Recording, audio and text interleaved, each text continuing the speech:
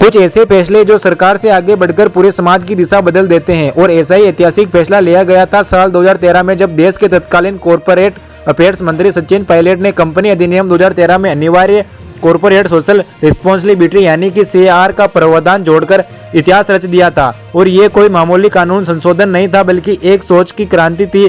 सचिन पायलट के इस कदम के साथ भारत दुनिया का पहला देश बन गया जहां कॉरपोरेट कंपनियों को कानूनी रूप से यह बाध्य किया गया कि वो मुनाफे के साथ साथ समाज के प्रति भी अपनी जिम्मेदारियां निभाए। यानी अब कंपनियां सिर्फ शेयर होल्डर्स के लिए नहीं, बल्कि देश और समाज के लिए भी जवाबदेही बन गई।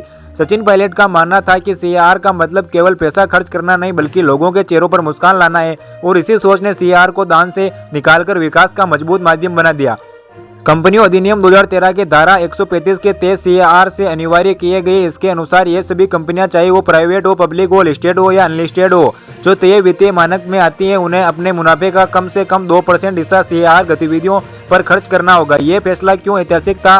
क्योंकि इससे पहले CSR सिर्फ एक स्वैच्छिक पहल थी जिसे कंपनियां चाहे तो करे चाहे तो ना करे, लेकिन सचिन पायलट ने इस सोच को बदल दिया। उन्होंने CSR को कानूनी दायित्व बना दिया, और यही वजह है कि आज देश की CSR के जरिए शिक्षा, स्वास्थ्य, पर्यावरण और सामाजिक विकास में अरबों रुपयों का निवेश हो रहा है। CSR के तहत कंपनियों को एक CSR समिति बनानी होती है। कौन सी गतिविधि पर पैसा खर्च होगा, कितनी राशि खर्च होगी, और ये भी सुनिश्चित करती है कि पैसा सही जगह पहुंचा, यानी कि पारदर्शिता, निगरानी और जवाबदेही तीनों को एक साथ जोड़ा गया। जब सवाल उठता है कि CSR के तहत कौन कौन से काम किए जा सकते हैं, तो इससे दायरा बेहद व्यापक है। गरीबी और भूखमरी उन्मूलन, स्वास्थ्य सेवा का विचार, स्वच्छ पेयजल, शिक्षा और कौशल का विकास, महिलाओं का सशक्तिकरण, पर्यावरण संरक्षण, वन्य जीव और प्राकृतिक संसाधनों की रक्षा, राष्ट्रीय विरासत, कला और संस्कृति का संरक्षण, पूर्व सैनिक और शहीदों परिवार का कल्याण, ग्रामीण विकास परियोजना, यानी कि CSR को समावेशी विकास का इंजन बना दिया गया। साथ ही ये भी स्पष्ट किया गया कि CSR का पैसा राजनीतिक दलों को चंदा देने में, ये सिर्फ कर्मचारी के लाभ में इस्तेमाल नहीं किया जा सकता। इसी CSR की पवित्रता को उद्देश्य दोनों सुरक्षित रखते हैं। आज जब